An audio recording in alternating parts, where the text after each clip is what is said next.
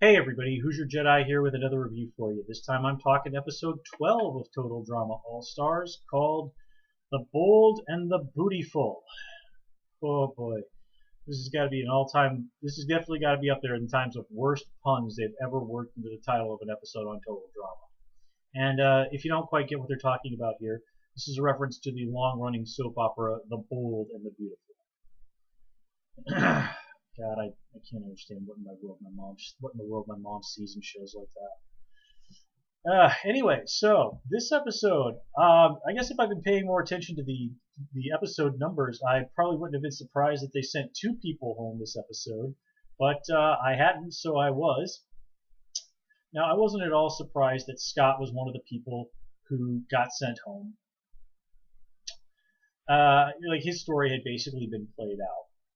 And I suppose I really shouldn't have been too surprised that the other person was Gwen, because by having it be Might/Mal and Zoe at in the final battle, this is a nice throwback to season 3 where it was Heather versus Alejandro.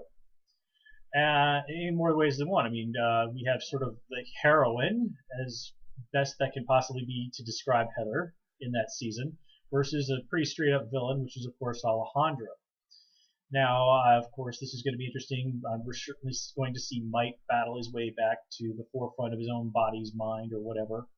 And Zoe's, I'm sure, is going to have a big hand in sending Mal down for the count. So, it's definitely, I think, promises to, story-wise, I think we're in for a strong finish on this one.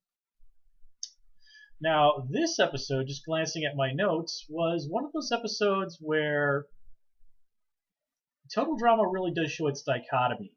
Sometimes it can be really good about the characterization and all this other stuff, and then other times it can be just like poop and fart jokes.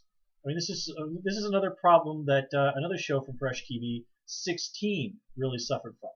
If you've watched a lot of that show like I have, you notice like sometimes you get the really good, interesting character stories. And then sometimes it's all about puking and farting and burping and whatever.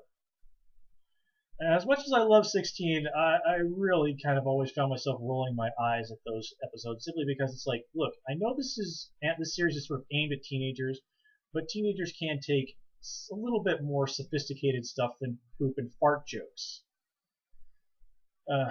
I'm sorry, but I really did 100% get my fill of that sort of thing back in the day with watching Ren and Stimpy.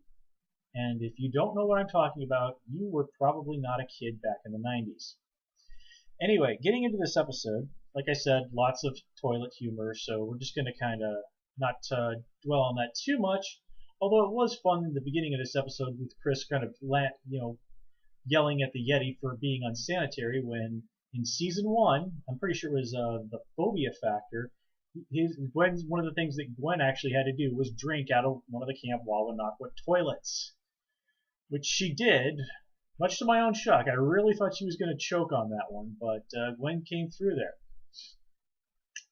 And seeing her mess around with Chris's painting, that kind of reminded me of that thing that was in the news recently where some old lady in Italy was trying to do restoration work on a church there, and she totally screwed up some famous painting of a saint and just made it look absolutely ridiculous.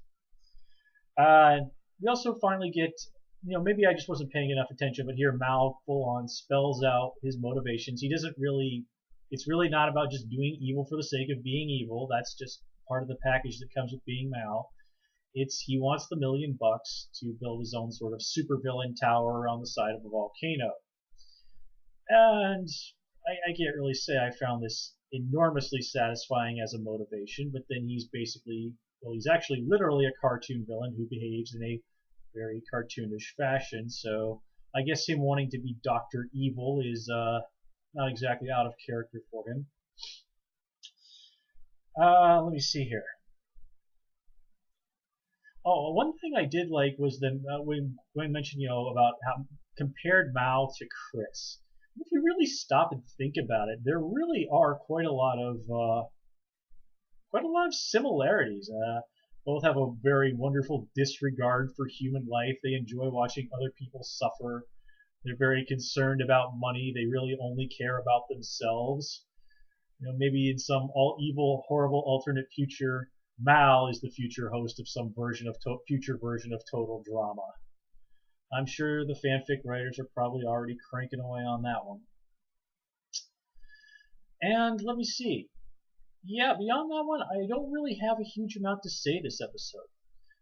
I do want to reiterate, though, since he got the flush this episode, just how disappointing Scott is this season. He was really a strong character, a really strong villain last season.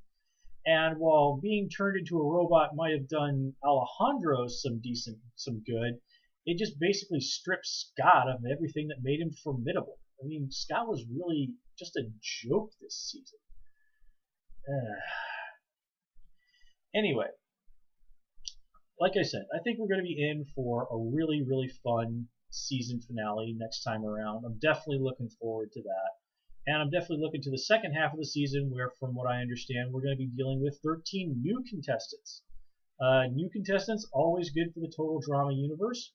So, with that said, we're going to call it here. As always, guys, please comment, rate, and subscribe. And, of course, you can follow me on Twitter at HoocherJedi. Until next time, take care and have a good one.